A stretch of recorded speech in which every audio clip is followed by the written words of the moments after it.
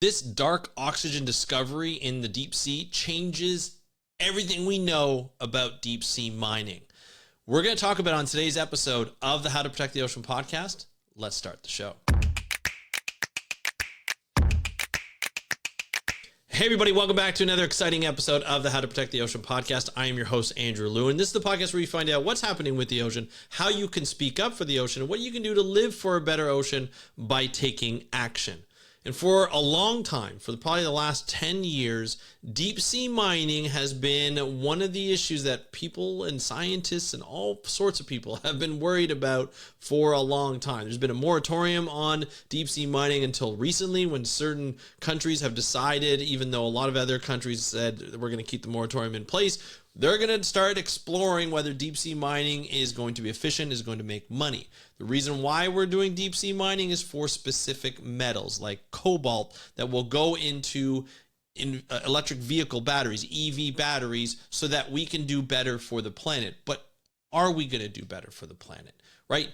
Do we actually have to mess up the deep sea by mining the metals in the deep sea to make the planet better, because we will be able to create more cars that have less, fossil fuel exhaust and greenhouse gases going into the atmosphere?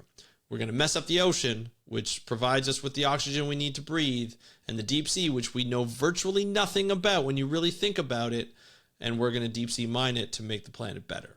It just doesn't really add up for a lot of people. Although, the people who are doing the work and trying to build more EVs are saying they're doing it better, like they're doing a good thing for the planet. Are they really? Is this really what needs to be done? Can we not come up with something different? And that's been the debate. That's really been the debate. Is this really the thing that we need to do to make the planet better? Can we not find an alternative? And even if we did, I remember talking to Dr. Andrew Thaler, who is a deep sea biologist, and he's done a lot of work with deep sea mining, including authoring and being the chief editor of a deep sea mining magazine for quite some time. He even said that even though if we start deep sea mining today, the metals that will be mined from the deep sea won't be put into production until about 50 years down the road.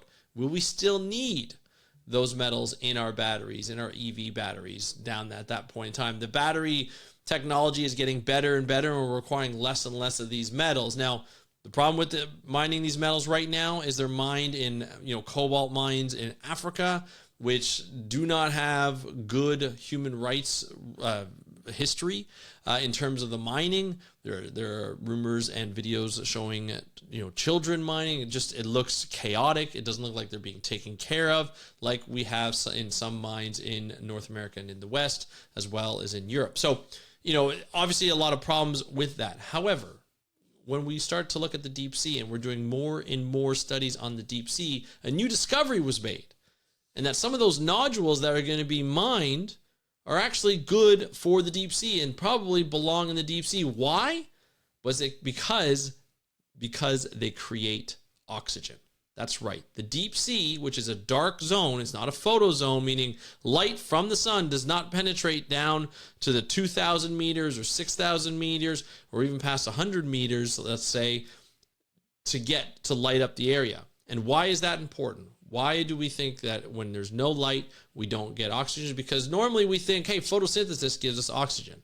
The process of plants taking in carbon dioxide and spitting out oxygen through that process is what really gives us the oxygen that we need to breathe. So we look at plants, we look at trees, we look at phytoplankton from the ocean. That produces a lot of oxygen. That's why we say every second breath you take, you should thank the ocean and the phytoplankton in the ocean that produces the oxygen that provides us with that oxygen to breathe, with the great air that we breathe in now. But now, that light doesn't penetrate down into the deep sea, yet these nodules that are on the bottom are actually areas where there's high oxygen levels. So the researchers that published this study in a scientific journal called Nature Geoscience, they were quite surprised, because as they had their detectors, as they had their instruments to detect oxygen down towards the bottom of the sea, they noticed that oxygen was increasing when normally it decreases. So why does this increase? They don't know. They thought there was something wrong with the sensors. So they sent down different sensors, right? Better sensors. And they noticed that they were having the same results. Higher oxygen, increased oxygen as they got towards the bottom. They're like, what is the difference now where we're seeing, hey, there's an increased oxygen in these certain areas? And what they noticed was that there were these nodules that are known for deep sea mining, that are sought after for deep sea mining. These are nodules that are made up of cobalt, manganese, and nickel. And if they're all jumbled up together, they make this like polymetallic matrix. And it's like this mix of like basically metals, right? And when these are mixed, and then a single polymetallic nodule will produce about 0.95 volts. Now, hold on a second with me. Just stay with me for a little bit, because I'm going to tell you why this is important. When they're clustered together, right? Not the singular one that has 0.95 volts, but when they're clustered together, they can actually reach a voltage of 1.5 volts. Why is that important? Because that's what it takes to split oxygen from water. So in the deep sea, there's a lot of water, right? It's pressurized, and it takes about 1.5 volts to split the oxygen from the water, the H2O molecule, and so you will get oxygen. So when you have those nodules there, it produces enough voltage to have that reaction happen without light there. The light produces the voltage to have that reaction to happen. However, when you're in the deep sea, you don't have light, so you have these nodules. So in areas where these nodules are, you get a little bit more biodiverse a little bit more biodiverse animals. You still get a diversity of animals there. When there are no nodules on the seafloor, you're not getting as many animals out there. You're not getting the diversity. You're not getting that complexity. So these nodules, which are sought after for deep sea mining, are also good for oxygen. So this begs the question, what do we do? From a conservation perspective, from an ocean perspective, how does this change the sort of sought after deep sea mining that countries are looking for? How does this change the companies who have spent millions upon millions upon millions, maybe tens of, even hundreds of millions, trying to find ways to efficiently extract these nodules from the deep sea without harming, the surrounding deep sea areas? What do we say to these companies? Is this the thing that will ban deep sea mining, knowing that having oxygen down there is going to be really important for these habitats, right? Really important for the geochemical processes in the ocean, in the deep sea ocean. If we take those out, what is that going to do to the deep sea? We're just scratching the surface with its discovery, but this is a massive discovery in deep sea science. This is something that could change everything. This 1.5 volts basically appears to, like the authors say, they discovered a natural geobattery. That was from Franz Geiger from the University of Northwestern University. He's a chemist. Says these geobatteries are the basis for a possible explanation of the Earth's dark oxygen production. So knowing that oxygen is produced in the deep sea is one discovery. Knowing how it's produced is another. Obviously, there are more experiments that need to be done, more studies that need to be researched, and we need to find out how this is going to happen. But this is huge. And he says, this is a reason why such dead zones persist for decades until unknown. So they did actually do, in 2016, 2017, marine biologists visited sites that were mined in the 1980s. So deep sea sites that were mined in the 1980s, and found that not even bacteria had recovered in mined areas. In unmined regions, however, marine life flourished. So why such dead zones persist for decades is still unknown.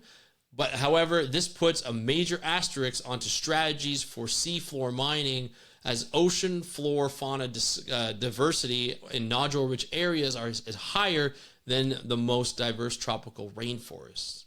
That is insane, right? This is why we need to do more discovery. We need to be doing more exploration in the deep sea. We need to find out why this is happening, where this is persisting, and how that it affects the deep sea.